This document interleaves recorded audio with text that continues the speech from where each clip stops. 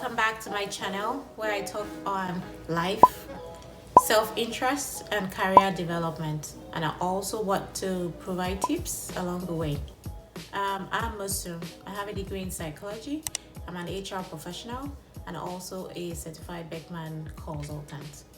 I love and I have a passion to help people identify themselves, their interests, and walk through with them to achieve those goals. I decided to do a series on steps to success, and while I was preparing for it, I had a second thought that doing this might not help people achieve their goals, right? But first, addressing some roadblocks that will hinder them from achieving those goals and be successful. And one of the roadblocks I identified is procrastination. I'm sure you agree with me that procrastination is a key thing and it affects everyone, and everyone is guilty of it. And so, what is procrastination? Procrastination is the act of delaying or postponing something. I do that once in a while, and so don't feel guilty that you procrastinate. And from my experience, I observed that for procrastination to be resolved or to be stopped, one has to have a self-identification of the root cause. And so from my own perspective, I think that there are some reasons that might cause you from procrastinating. And one of it is, do you feel anxious about a task? Do you feel anxious about a project? Are you scared about starting something and finishing? Yes, that might be one of the root causes. Don't be afraid. Everyone faces it, but I will give you later on tips on how to address it and how to cope with all this. The second one I have identified is, are you a perfectionist? Do you want everything to be perfect? Are you waiting for the perfect time to roll out your dream? Well, I must tell you, you shouldn't do that, or you should try not to do that. Perfectionists, we are all not perfect, right? And so don't stress on perfection, or stress more, or be more, have more drive for excellence. The third one I have identified is, do you think that you have more than 24 hours to achieve your goals? Or do you think that the goal you have is like 2-3 years and you have lots of time to achieve? Or do you have a project or a goal that you don't have like specified timelines to? Yes, that is a catch. I will address this and I will advise that for every goal or every task you have, you should be able to have timelines attached or associated with it. The fourth one I have identified, which is key, is, are you doing a job? Are you involved in activities that you don't have interest in? Oh yeah, I know a lot of people are working and making money, but they're not really working in the areas of their interest. I will advise that it's good to self-identify yourself, self-discover yourself. And I must just throw this in, that a Birkman tool will be a good one for you to identify your interest. You can reach out to me on olaoshebiko@gmail.com for more on identifying your goals. So with that, I just want to give you a few tips on how to overcome or address procrastination. And one of it is finding your passion. Your passion is something that will wake you up at night, and you will have ideas and you'll be very motivated to do things. So make sure that activities you get involved in are more of things that interest you and more of things of your passion.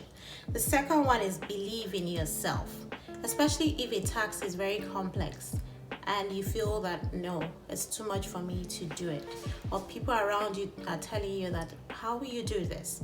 I want to encourage you to have confidence, build your self-esteem, believe in yourself and your self-worth. There's no task too difficult or too hard for you to do it. All the other people that have done it in life don't have two heads. So my friend, come on, get this done and do it. And so the second one is, you need to work on your mind. Power of the mind. The mind tells you that, oh, you're too small or too little. speak to your mind and change your mindset. Changing your mindset can make a big deal in your life. So decide today to change your mindset. The fourth one, is accept your reality. So if, for instance, you know that you are not good at starting to finish, you might have an idea and then partner with people that are very good at executing. Just accept your reality. Don't be too hard on yourself, right? There's so many people, so many CEOs that don't actually execute, but they are the ones that come up with the goals and the vision of the company. So be an executive on your own. Come up with ideas and reach out to people to execute your dreams and your ideas, and you will be so surprised how so many people will be impacted from this action. The fifth one is, as I said earlier on, we humans are not perfect, right? And so strive for excellence. Do something today that will make you think differently. Don't say, oh no, this project doesn't look good. Show it to someone. You'll be surprised that what you think is not good will be the best thing that has ever happened in the world. So try that. Try and just see how you can go out with little you have started with. Do you know that perfection is one of the things that really drive procrastination? Because oh no, it's not done yet. I will have to work on it in another 2 years, and before you know it, you end up not doing anything. The sixth one is accept your failure. Life is just interesting because we all need to fail to do well, and we learn from our failures. Don't feel that you fail today, you fail tomorrow, you will fail the third time. Nope. If you fail the first and the second time, you will succeed the third time. So get up, forget all your failures. What you just need to do is, what am I going to learn from this failure? And work at it and achieve your goals. The seventh one is focus on single tasks. I try to multitask, but what I always try as much as possible is not to procrastinate. So if you know that you are not good at multitasking, accept your reality. That's just the fact. And focus on one single task. The other one, which is the 8th point, is have a daily review of your goals and make sure, and your tasks, and make sure that those goals are in line with your objectives and your vision and your career aspirations. Make sure that you do the most important things first. So when you're reviewing your tasks for the day, make sure you assign priorities to all those tasks and make sure that they are in line with your time and goals. I always encourage people to have SMART goals. And what do I mean by SMART goals? Specific for the S, and measurable. You should be able to measure when you are progressing, what stage you're at. A, achievable. It must be realistic, right? For the R. And then for T, you must always have time and timelines attached to those goals. I want to get this skill by January 2021. I want to write a book and have it out by February 2025. So you know that you have a goal and you have a time assigned to it. So the 9th one is do the most important tasks first, MIT, right?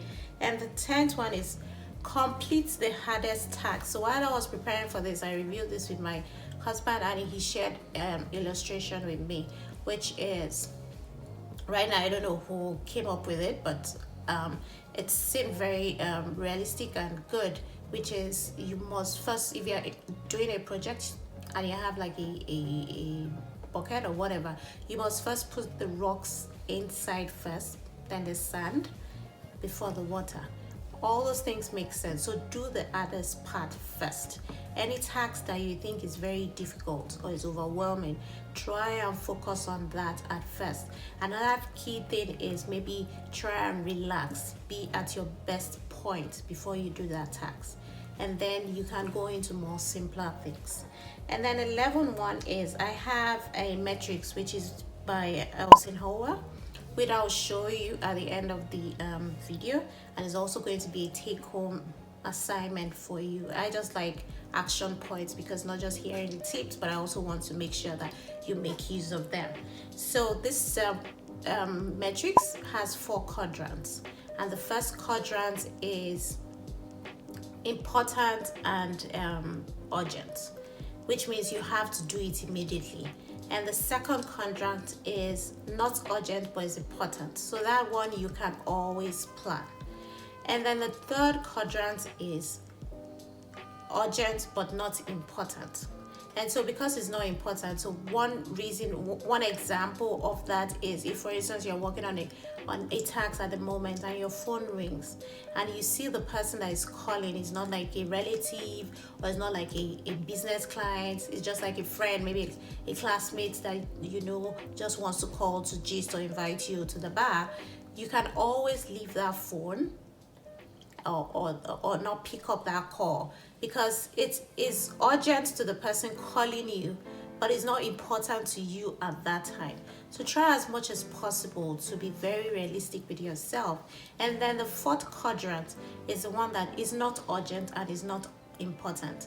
So those things are things that should be eliminated from your to-do list. I will encourage you to have that quadrant and filled out every day, so you can have like 7 and fill it out.